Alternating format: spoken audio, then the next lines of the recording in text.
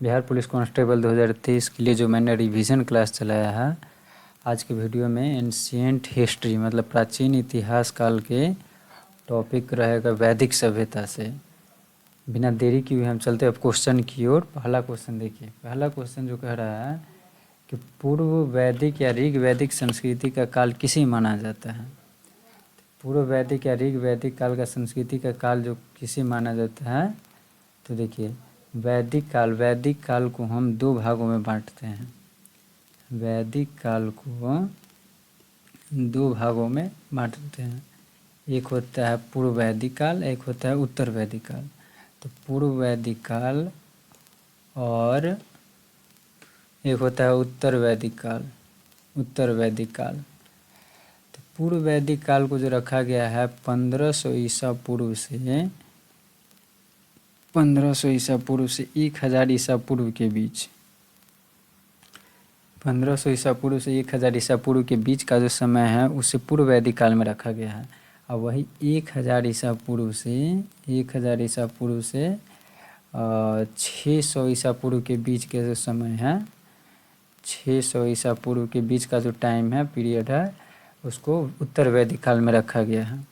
देखिए 1500 ईसा पूर्व से 1000 ईसा पूर्व के बीच के समय को किस में रखा गया है, ऋग वैदिक काल। ऋग वैदिक काल का है या पूर्व वैदिक काल, एक ही चीज़ है। ऑप्शन ए इसका सही आंसर हो जाएगा। अगला क्वेश्चन है, अगला क्वेश्चन है कि आर्य शब्द का शाब्दिक अर्थ होता है। आर्य शब्द का शाब्दिक अर्थ क्या होता है, तो आर्यों का जो शाब्दिक अर्थ होता है श्रेष्ठ या कुलीन। भी इस क्वेश्चन का सही आंसर है।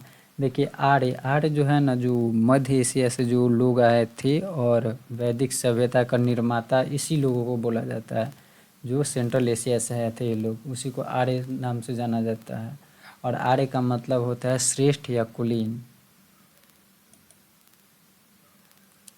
आगे क्वेश्चन है कि देखिए प्रारंभिक आर्यों के बारे में निम्न में से कौन सा कथन सही नहीं है। क्या वे संस्कृत बोलते थे? हाँ, वे संस्कृत बोलते थे। वे घुड़सवारी भी किया करते थे। वे कई झुंडों में भारत पहुँचे थे, एक ही बार अचानक से ना पहुँच गए थे भारत, वो कई झुंडों में भारत पहुँचे थे। और अगला ऑप्शन है कि वे मुख्यतः नगरों के निवास करते थे। नहीं, ये ऑप्शन गलत है, ये ऑप्शन गलत है। इसलिए इस क्वेश्चन का डी जो है, डी ऑप्शन सही आंसर हो जाएगा। इसलिए गलत है कि देखिए वे लोग जो है ग्रामीण सभ्यता के लोग थे, गांव में निवास करते थे। इससे पहले आप पढ़े हुइएगा कि सिंधु घाटी की सभ्यता के जो लोग थे वो नगरीय सभ्यता के थे। सिंधु घाटी सभ्यता वाला क्वेश्चन हम डाल दिए हैं इसे प्रीवियस वीडियो में, अगर आप नहीं देखे तो जाके देख सकते हैं। देखिए अगला क्वेश्चन कह रहा है कि इनमें से किस फसल का ज्ञान वैदिक काल के लोगों को नहीं था। तो देखिए जौ जो था, जौ उस समय इसको मालूम था, ये खाया मतलब उस समय के लोग खाते थे। गेहूँ जो है, हाँ गेहूँ भी, चावल, तंबाकू नहीं था उस टाइम। तंबाकू तो अब जाके आया ना, जब जो पुर्तगाली लोग भारत, जब यूरोपियन लोग जो भारत आए थे उस टाइम आए थे। तंबाकू उस टाइम तो था नहीं, तो वैदिक कालों को लोगों का नहीं था उस समय तंबाकू नहीं था। इस क्वेश्चन का डी ऑप्शन सही आंसर है। किस वेद में प्राचीन वैदिक युग की संस्कृति के बारे में सूचना दी गई है। तो प्राचीन वैदिक युग के बारे में बोल रहा है, तो प्राचीन वैदिक युग की जो चर्चा है वो ऋग वेद में है। प्राचीन वैदिक युग की संस्कृति के बारे में सूचना दी गई है तो ऋग वेद में दी गई है। अगला क्वेश्चन है कि वेदों की संख्या कितनी है। तो देखिए वेदों की संख्या एक ही बार में याद रख लीजिए कि वेदों की संख्या कह रहा है, तो वेदों की संख्या कहेगा, यहाँ संख्या लिख देते हैं। वेदों की संख्या कितनी है? 4, जिसमें से ऋग्वेद, सामवेद, यजुर्वेद, अथर्ववेद जानते होइएगा, और है उपनिषद भी। सब बहुत इंपॉर्टेंट क्वेश्चन है, यहाँ से अबे करेगा समझो। उपनिषदों की संख्या है 108। उसके बाद वेदांग पूछेगा, वेदांग कितने हैं, तो वेदांग 6 है। कितने हैं? 6 वेद वेदांग हो गया। उसके बाद पुराण पूछा जाता रहता है, सब पुराणों की संख्या कितनी है, तो पुराण कितने हैं? 18। वेद वेदांग, उसके बाद संस्कार भी पूछा जाता रहता है।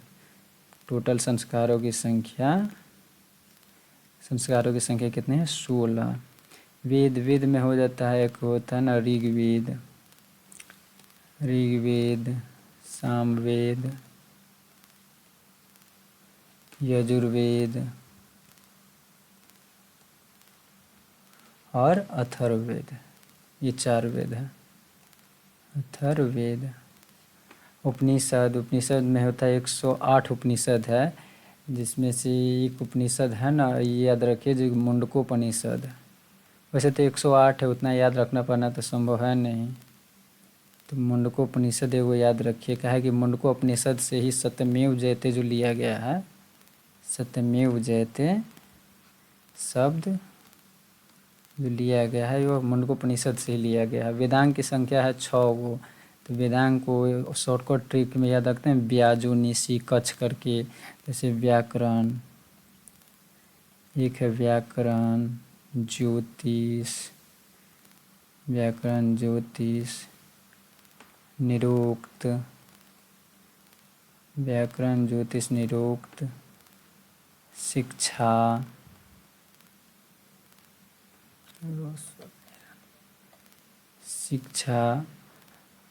यहाँ लिख देते हैं हम, शिक्षा। उसके बाद है कल्प और एक है छंद। क्या है? छंद। ये सभी के सभी जो है। और संस्कार 16 संस्कार है। पुराण भी 18 गो है। ये सब जैसे जैसे क्वेश्चन आएगा हम देखेंगे। आया है क्वेश्चन कि कौन से वेद संयुक्त रूप से त्रयी या वेद त्रयी में कहलाते हैं। तो देखिए, वेद त्रयी में 3 गो वेद आते हैं, जिसमें से ऋग्वेद, सामवेद, यजुर्वेद और अथर्ववेद। तो ये 4 वेद है, जिसमें से ऋग्वेद, सामवेद, यजुर्वेद जो होता है वेद त्रयी में आता है, तो देखिए, ऋग्वेद, सामवेद और यजुर्वेद का ऑप्शन कहाँ है? ऋग्वेद, सामवेद, यजुर्वेद, ऑप्शन ए इसका क्वेश्चन का सही आंसर है। अगला क्वेश्चन कर रहा है कि भारत के राज चिन्ह में प्रयुक्त होने वाले शब्द सत्यमेव जयते किस उपनिषद से लिया गया? देखिए, पहले ही हम बताए हैं, सब सत्यमेव जयते जो लिया गया है शब्द, जो अशोक स्तंभ ये सब में जो लिखा हुआ है, सत्यमेव जयते कहाँ से लिया गया है? तो यह मुंडकोपनिषद से लिया गया है। देखिए, टोटल उपनिषद की संख्या कितनी है? 108। उसी 108 उपनिषद में से एक उपनिषद है मुंडकोपनिषद। इसी मुंडकोपनिषद में जो एक रचना किया हुआ पुस्तक टाइप के है, तो मुंडकोपनिषद में है सत्यमेव जयते शब्द, उसी उपनिषद से लिया गया है। ऋग्वैदिक आर्यों का मुख्य व्यवसाय क्या था? तो ऋग्वैदिक आर्यों का जो मुख्य व्यवसाय जो था, यह कृषि था। कृषि पशुपालन सभी करते थे, लेकिन कृषि जो था इसका मुख्य व्यवसाय था। अब वही उस समय जो पढ़े थे सिंधु घाटी सभ्यता के लोगों का मुख्य व्यवसाय क्या था? तो उन लोगों का जो था, जो ये क्या कहते हैं, व्यापार करना उन लोगों का मुख्य व्यवसाय था। भारतीय संगीत का आदि ग्रंथ कहा जाता है। देखिए, संगीत का आदि ग्रंथ पूछा जा रहा है। तो संगीत का आदि ग्रंथ है कौन? सामवेद। अब वही जादू टोना वाला कहता तो अथर्ववेद हो जाता। ऋग्वेद के किस मंडल में शूद्र का उल्लेख पहली बार मिलता है? तो ऋग्वेद के 10वें मंडल में शूद्र का उल्लेख मिलता है। शूद्र का उल्लेख जो है ऋग्वेद के 10वें मंडल में उल्लेख है इसका। उसके बाद है 9वें मंडल जो है सोम देवता को चर्चा इसी में है, सोम देवता की चर्चा इसी में है। उसके बाद इम्पोर्टेंट है इसका तीसरे मंडल जिसमें सूर्य देवता की चर्चा की गई है, गायत्री मंत्र की चर्चा की गई है, ये सब इम्पोर्टेंट है। अगला है कि पुराणों की संख्या कितनी है। देखिए, पहले ही बताएं कि पुराणों की संख्या कितनी है। तो पुराणों की संख्या 18 है। जिसमें से सबसे पुराना पुराण है ना, सबसे प्राचीन पुराण जो है मत्स्य पुराण है। अगला क्वेश्चन है कि किस देवता के लिए ऋग्वेद में पुरंदर शब्द का प्रयोग किया गया है। तो पुरंदर शब्द का जो प्रयोग किया गया है, किस देवता के लिए ऋग्वेद में पुरंदर शब्द का प्रयोग किया गया है? इंद्र देवता के लिए। और इंद्र भगवान को है ना, इंद्र देवता को वर्षा का देवता, वर्षा का देवता भी कहा जाता है इसको, और युद्ध का देवता भी कहा जाता है, युद्ध का देवता। वर्षा का देवता, युद्ध का देवता किसे कहा जाता है? इंद्र भगवान को। वही सोम देवता है, ये सब जंगल का देवता कहा जाता है। वरुण है, वरुण को इसको समुद्र का देवता है कहा जाता है। ये सब याद रखना। अस्तु माँ सदगमय, तमसु माँ ज्योतिर्गमय, मृत्युर्मा अमृतम गमय। ये सब जो लिया गया है, कहाँ से लिया गया है? जो ये सब जो अस्तु माँ सदगमय सब उपनिषद से लिया गया चीज़ है।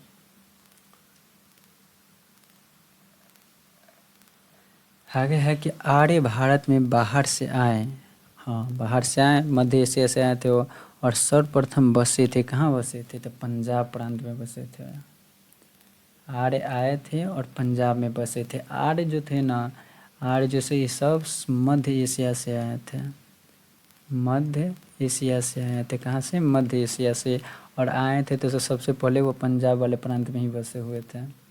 मध्य एशिया, मध्य एशिया आपको पता होना चाहिए, जो मध्य एशिया कौन कौन देश आता है ना, कजाकिस्तान जो है, कजाकिस्तान, किर्गिस्तान, कजाकिस्तान, किर्गिस्तान है, ताजिकिस्तान है, उसके बाद तुर्कमेनिस्तान है, उज्बेकिस्तान है। ये सब याद रखना है। 5 गो देश आता है सेंट्रल एशिया में, वहीं के लोग थे ये लोग, आर्य जो वैदिक सभ्यता के निर्माता, इसी लोगों को जाना जाता है। अगला है कि देखिए इधर है वेद, और वेद की जो प्रवर्तक होता है, ज्ञानी होता है, जो पढ़ने वाला होता है, उसको क्या कहा जाता है? जैसे देखिए ऋग्वेद है, तो ऋग्वेद के ज्ञात्री को होत्री के नाम से जाना जाता है। ऋग्वेद के जो ज्ञानी होते हैं और ऋग्वेद पढ़ते हैं उसे होत्री कहा जाता है, या होता है इसे। आज यजुर्वेद, यजुर्वेद के ज्ञानी को अथर्वणीय, सामवेद के उद्गाथा, और अथर्ववेद के ब्रह्मा को कहा जाता है। अथर्ववेद के जो जानकार होते हैं ना, उसे ब्रह्मा कहा जाता है, जो पढ़ने वाला होता है अथर्ववेद सबको, चाहे सामवेद को, यजुर्वेद को, यजुर्वेद के अथर्वणीय, ऋग्वेद की होत्री, ये सब याद रखना है। अगला है कि वैशेषिक दर्शन के प्रतिपादक है। देखिए दर्शन, एक साइड में लिख दूँ, दर्शन। एक होता है प्रवर्तक, प्रवर्तक, प्रवर्तक। जैसे वैशेषिक दर्शन है, वैशेषिक दर्शन जो है, वैशेषिक दर्शन, वैशेषिक दर्शन जो है, वैशेषिक दर्शन का मतलब प्रतिपादक कौन होता है? तो वैशेषिक दर्शन का प्रतिपादक जो होता है कणाद होता है। कणाद मुनि जो है, जो भारतीय परमाणुवाद का जनक जिसे कहते हैं, वैशेषिक दर्शन का प्रवर्तक वही है। अगला रहता फिर योग दर्शन का। योग दर्शन का प्रवर्तक कौन है? तो योग दर्शन का है प्रवर्तक पतंजलि। वही योग और दर्शन रहता है, जैसे योग दर्शन, वैशेषिक दर्शन, न्याय दर्शन। न्याय दर्शन के प्रवर्तक कौन है? तो न्याय दर्शन का प्रवर्तक होता ही गौतम, गौतम मुनि जो है न्याय दर्शन का प्रवर्तक। वही योग दर्शन, वैशेषिक दर्शन, सांख्य दर्शन, सांख्य दर्शन, सांख्य दर्शन का प्रवर्तक हो जाता कपिल मुनि। वो इसके बाद है उत्तर मीमांसा, उत्तर मीमांसा। उत्तर मीमांसा का प्रयोग होता तो हो जाता वादरायण, वादरायण। और उत्तर मीमांसा, पूर्व मीमांसा भी, पूर्व मीमांसा, जैसे जैमिनी उसका प्रवर्तक थे। कौन थे? जैमिनी। तो देखिए वैशेषिक दर्शन कह रहा है, तो वैशेषिक दर्शन का कौन था? कणाद, उलूक या कणाद। देखिए उलूक या कणाद होता है। मीमांसा या पूर्व मीमांसा दर्शन के प्रतिपादक कौन थे? तो पूर्वी मीमांसा कभी न बताएं कि जैमिनी उसका प्रतिपादक है। वेदांत या उत्तर मीमांसा दर्शन के प्रतिपादक कौन थे? तो मतलब उत्तर मीमांसा प्रतिपादक जो थे वादरायण जो थे उत्तर मीमांसा का थे। जैमिनी पूर्व मीमांसा के थे। अगला क्वेश्चन है कि ऋग्वेद के कौन सा मंडल पूर्णतः सोम को समर्पित है? तो पूर्णतः सोम को समर्पित है। जंगल का देवता जैसे सोम को समर्पित 9वां मंडल। प्रसिद्ध 10 राजाओं का युद्ध दशराज युद्ध किस नदी के तट पर लड़ा गया? प्रसिद्ध 10 राजाओं का युद्ध दशराज युद्ध जो लड़ा गया था यह परुष्णी नदी के तट पर लड़ा गया था। और परुष्णी नदी तो प्राचीन नाम है। इस नदी का नाम अब आधुनिक नाम जो हो गया है इसका आधुनिक नाम जो हो गया है परुष्णी रावी नदी इसका आधुनिक नाम हो गया है। और दशराग का युद्ध जो हुआ था ना यही परुष्णी नदी के तट पर हुआ था 10 राजाओं के बीच और एक और कुछ करके नाम है, इसी दोनों के बीच लड़ा गया था।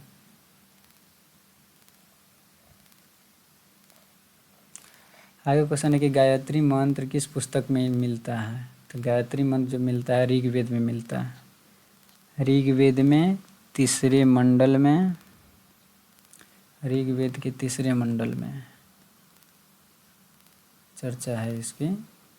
ऋग्वेद के तीसरे मंडल में ऋग्वेद जिसकी रचना की थी विश्वामित्र के द्वारा। न्याय दर्शन के प्रचारक प्रवर्तक पूछ रहा है। न्याय दर्शन का जो हो जाएगा और न्याय दर्शन का हो जाएगा गौतम मुनि। आरंभिक वैदिक साहित्य में सर्वाधिक वर्णित नदी है। देखिए आरंभिक वैदिक कौन था? तो ऋग्वेद ही ना आरंभिक वेद है। ऋग्वेद जो है आरंभिक वेद है जिसमें आरंभिक वैदिक साहित्य में सर्वाधिक वर्णित नदी है। मतलब सबसे ज़्यादा बार जो वर्णित है, सबसे ज़्यादा बार जो उल्लेख किया गया है, किस नदी का उल्लेख किया गया है? ऋग्वेद में सबसे ज़्यादा बार किस नदी का उल्लेख किया गया है? तो ये परुष्णी नदी नहीं, सरस्वती नदी का सबसे ज़्यादा बार उल्लेख किया गया है। वहीं उस ऋग्वेद में जो है गंगा नदी का उल्लेख जो किया गया है, गंगा नदी का उल्लेख जो है एक बार है। वही यमुना नदी का उल्लेख 3 बार किया गया है। और सिंधु नदी जो है सर्वाधिक बार जो उल्लेख है ना, ये गलत बता रहे हैं हम, सर्वाधिक बार जो वर्णित है जो वह सिंधु नदी का उल्लेख है सर्वाधिक बार। और सरस्वती नदी का जो उल्लेख जो है सरस्वती नदी को सबसे प्रमुख नदी माना गया है। ऋग्वेद में सरस्वती नदी का सबसे प्रमुख नदी माना गया है और सबसे पवित्र नदी माना गया है।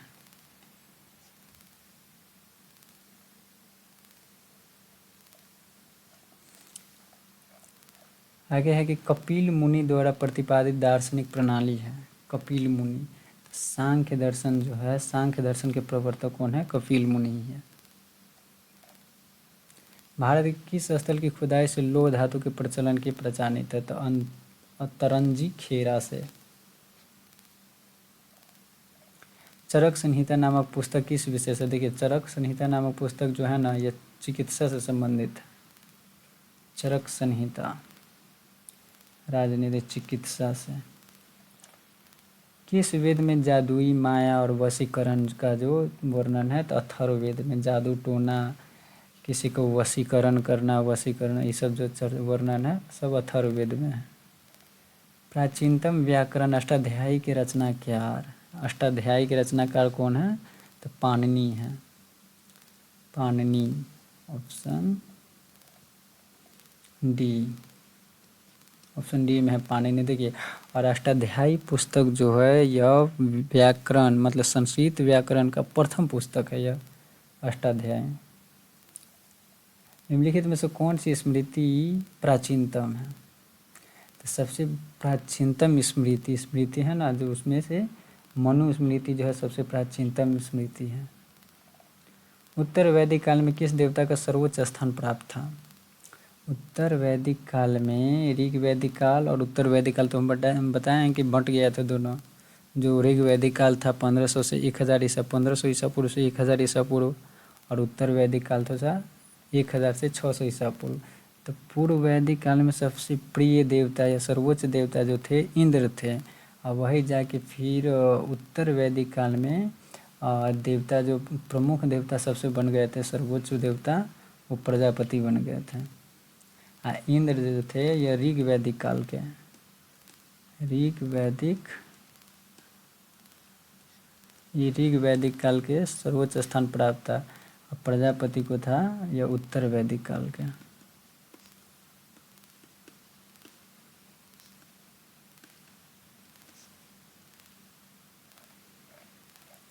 मनुस्मृति मुख्यतः संबंधित है, किससे संबंधित है? मनुस्मृति जो है ना समाज की व्यवस्था से संबंधित है। गायत्री मंत्र की रचना किसने की थी? गायत्री मंत्र की रचना विश्वामित्र के द्वारा की गई थी। और किसमें उल्लेख है? यह ऋग्वेद की गायत्री मंत्र की चर्चा जो है ऋग्वेद की तीसरे मंडल में है, तीसरे मंडल में है।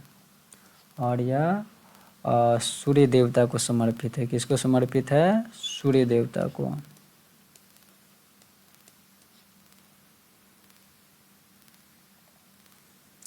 निम्नलिखित में से कौन सी एक ऋग वैदिक आर्यों की लाक्षणिक विशेषता नहीं है? वे अश्व, रथ और कांस के उपयोग से परिचित थे। हाँ, वे लोग परिचित थे। वे लोग लोहे से उपयोग से परिचित थे। ऋग वैदिक काल के बारे में बोल रहा था। देखिए, ऋग वैदिक आर्यों में वे लोहे से परिचित नहीं थे। उत्तर वैदिक काल में जाके ना वो लोहे से परिचित हुए। वे लोहे से उस टाइम परिचित नहीं थे। 20 क्वेश्चन का सही आंसर हो जाएगा।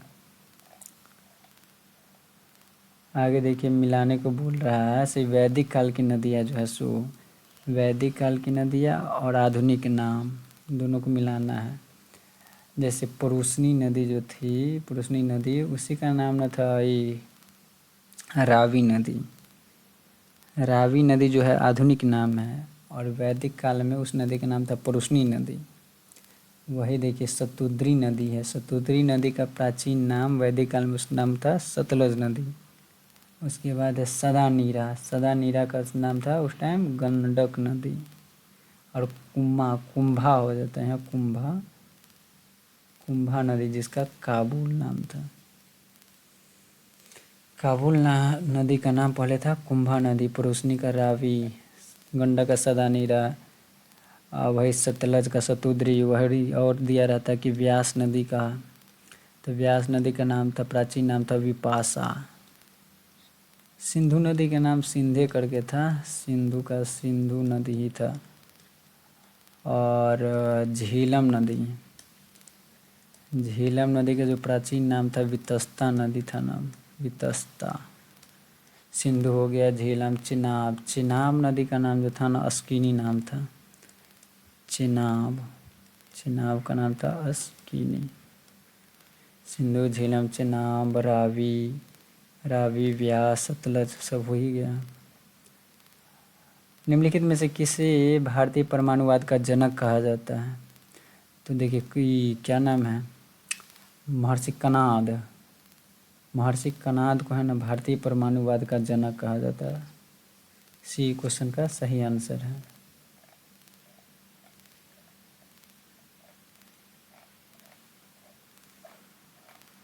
देखिए आज भर इतना ही रखते हैं, वीडियो लंबा होते जा रहा है। देखिए वीडियो अच्छा लगा होगा तो ज़रूर चैनल को सब्सक्राइब करिएगा, सपोर्ट करिए, यही कहेंगे। जय हिंद। आप चलते अगले नेक्स्ट टॉपिक में पॉलिटी का क्वेश्चन लाएंगे। चैनल को